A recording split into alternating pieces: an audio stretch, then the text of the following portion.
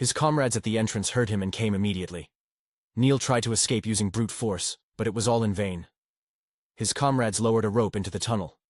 Neil managed, with difficulty, to tie the rope around his chest. Then, everyone started pulling hard from the outside.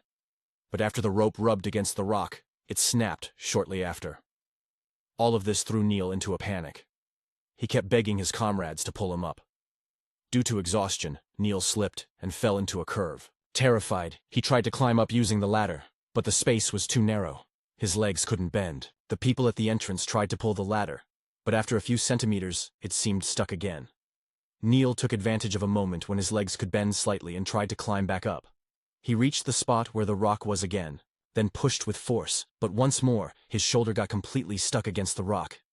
He couldn't move at all. Even worse, they were 300 meters underground. The oxygen level was extremely low. That's when Neil suddenly told his comrades not to try to save him anymore. They knew it was confusion caused by the lack of oxygen. The comrades realized they couldn't save him. They left for the exit to call for help. Soon, the British Montana rescue team arrived at the scene. But incredibly, as soon as some rescuers entered, they began to show signs of hypoxia.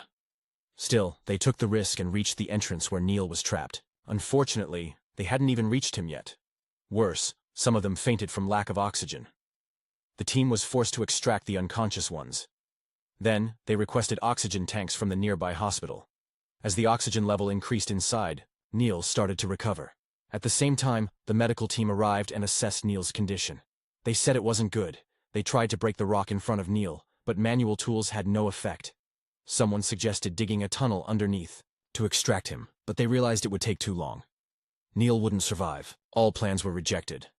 Then someone said, "If we can't break the rock, maybe we can break Neil. If we break his clavicle, we might be able to pull him out." A constipated and thin rescuer entered with a crowbar. He told Neil the plan, explaining it was extremely dangerous. Even if successful, Neil would lose both arms. Neil didn't respond. He only stared in desperation.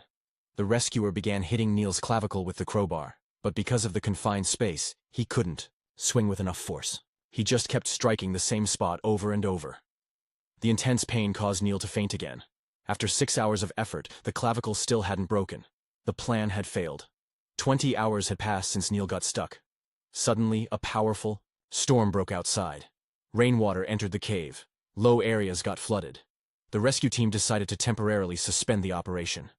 5 hours later, the rain stopped. When they returned, they were horrified to find the tunnel filled with mud and water. They began pumping the water out, but everyone knew it was too late. On the third day, doctors confirmed that Neil no longer had vital signs. Upon hearing the news, his father was deeply grieved.